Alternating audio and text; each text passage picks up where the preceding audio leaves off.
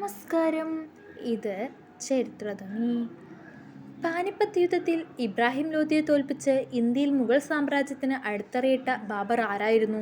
വെറും 12 വയസ്സിൽ ഭരണാധികാരിയായ അദ്ദേഹം ജന്മനാട്ടിൽ നിന്ന് പുറത്താക്കപ്പെട്ടിട്ടും എങ്ങനെയാണ് ഒരു വൻ സാമ്രാജ്യം കെട്ടിപ്പടുത്തത്?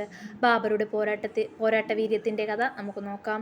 1483 മധ്യേഷ്യയിലെ ഫർഗാനയിലാണ് സഹറുദ്ദീൻ മുഹമ്മദ് ബാബർ ജനിച്ചത്. പിതാവിൻ്റെ മരണശേഷം തൻ്റെ 12-ാം വയസ്സിൽ അദ്ദേഹം അധികാരമേറ്റു. പിതൃവഴിയിൽ തൈമൂരിൻ്റെയും മാതൃവഴിയിൽ ചെങ്കിസ് ഖാൻ്റെയും രക്തം അദ്ദേഹത്തിൻ്റെ സിരകളിലുണ്ടായിരുന്നു. എന്നാൽ സ്വന്തം നാട്ടിൽ നിന്ന് ബന്ധുക്കൾ തന്നെ അദ്ദേഹത്തെ തുരത്തി. പലതവണ തോൽപ്പിക്കപ്പെട്ടിട്ടും പതറാതെ അദ്ദേഹം കബൂൾ പിടിച്ചെടുത്തു. അവിടെ ഇരുന്നു കൊണ്ട് അദ്ദേഹം ഇന്ത്യ എന്ന സമ്പന്നമായ രാജ്യത്തെക്കുറിച്ച് സ്വപ്നം കണ്ടു.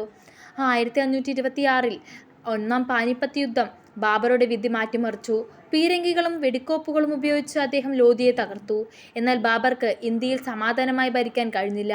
തൊട്ടു പിന്നാലെ മോവറയിലെ കരുത്തരായ രാജപുത്ര രാജ റാണ സംഗ അദ്ദേഹത്തെ വെല്ലുവിളിച്ചു. 1527 ഗൻഹ യുദ്ധത്തിൽ ബാബർ റാണ സംഘത്തെയും പരാജയപ്പെടുത്തി. തുടർന്ന് ചന്ദേരി യുദ്ധത്തിലും ഗഹ്ഗ്ര യുദ്ധത്തിലും അദ്ദേഹം വിജയിച്ചു. വെറും 4 വർഷം കൊണ്ട് ഉത്തരേന്ത്യൻ മുഴുവൻ അദ്ദേഹം കീഴടക്കി.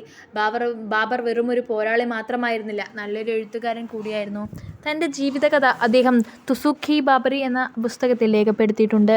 പ്രകൃതിയെയും പൂന്തോട്ടങ്ങളെയും സ്നേഹിച്ച അദ്ദേഹം ഇന്ത്യയിൽ പലയിടത്തും മനോഹരമായ ഉദ്യാനങ്ങൾ നിർമ്മിച്ചു. 1530 അദ്ദേഹം അന്തരിക്കുമ്പോൾ വരാനിരിക്കുന്ന വലിയൊരു സാമ്രാജ്യത്തിൻ്റെ വിത്തുകൾ അദ്ദേഹം ഇന്ത്യയിൽ പാകിയിരുന്നു. ഇത്തരത്തിലുള്ള ചരിത്ര സംബന്ധമായ വീഡിയോകൾക്കായി ചരിത്രധ്വനി എന്ന നമ്മുടെ ചാനൽ സബ്സ്ക്രൈബ് ചെയ്യുക.